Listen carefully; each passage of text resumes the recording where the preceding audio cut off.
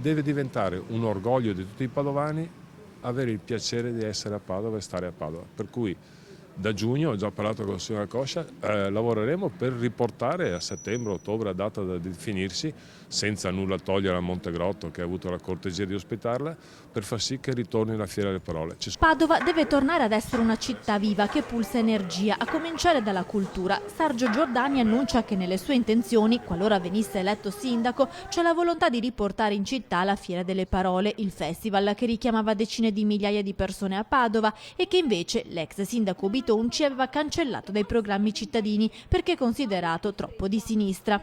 L'atteggiamento di Giordani invece è completamente diverso. Per lui la città deve essere libera e deve fornire molteplici possibilità di intrattenimento. La cultura non ha colori, non ha senso vietare una cosa del genere perché è di sinistra, perché è di destra, perché è della Lega.